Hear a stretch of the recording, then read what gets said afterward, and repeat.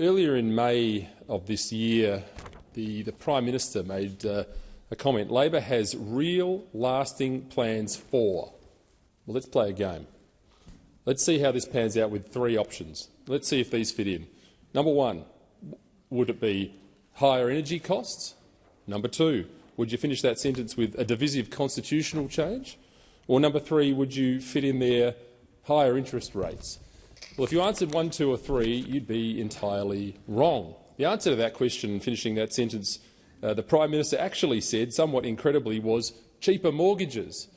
On the 2nd of May, the Prime Minister said Labor has real, lasting plans for cheaper mortgages in this country. Real words, hard to believe, particularly hard to believe in circumstances where we have seen since that, or since May of this year, we've seen 400 basis point increase on interest rates, which equates in real dollar terms to, as Senator Canavan pointed out earlier on, $15,000 extra in annual mortgage repayments for your average mortgage holder in this country. It seems hard to believe that anyone could possibly construct that sentence in those circumstances. The question is, why have we seen 11 interest rate rises since the 2022 federal election, since the Australian Labor Party took government in this country? Why are we here?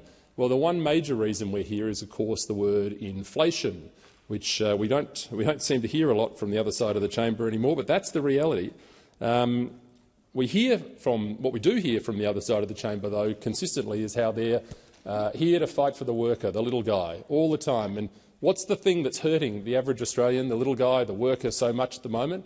Inflation, mortgage increases, cost of living increases. These are the things that they're really interested in. They're not interested in a constitutional change and a voice to Parliament. They're interested in why it is that there's less money to go around, less opportunity to put food on the table.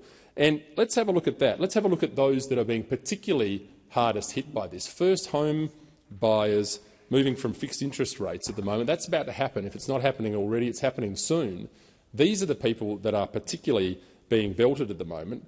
They're the hidden victims of a financial shock, and it's hitting them in increased numbers. Thousands upon thousands of first home buyers are now seeing their interest rate payments triple, Mr Deputy President, as they revert to variable rates because of successive interest rate rises. And we know that those opposite love to try and distract with smoke and mirrors like The Voice, with whatever the issue of the day may be. But this is the stuff that's really biting out there in the community, in our communities. One straight example of this has been the part of the inflationary puzzle has been the increase in power prices across the country. And just today, the ever-reliable, ever-interesting, ever-accurate Adelaide Advertiser newspaper, which is a favourite of mine for its interesting stories about real estate agents and who's the best hairdresser and where you get the finest stock agent and all sorts of other, whether a footballer's selling their home. It's got lots of great stuff in there. Occasionally they nail one, though.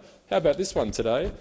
SA small businesses pay more power than the rest of Australia. And what's the common factor in South Australia that has, in order to get for South Australian businesses to be paying more power than anywhere else in the country? We've had more Labor governments. So we've got now 2 Labor governments, one at state level and one at federal level. Well, you need to catch up then, Senator Scarr. I'll take that interjection. But we are now leading the pack on that dubious honour of having the highest power prices in the country. We're also one of the earliest adopters in renewable power in South Australia as well, the home of the September 2016 blackout, the blackout that stopped the nation, stopped the state. Anyway, we know that for sure. In any event, South Australian small businesses, as reported here, are now paying more for their electricity than anywhere else in the country. And as this article notes, the SA businesses forked out $8,490 in the year April to April on electricity, the highest in the nation, while, for example, Victorian counterparts, who also have a Labor government but less of a reliance on renewables, $5,480.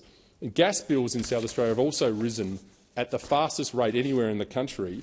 We are now a Labor-led economic basket case, and here's the worst part of it. It's only going to get worse because we've got at least 2 more years of dual Labor governments.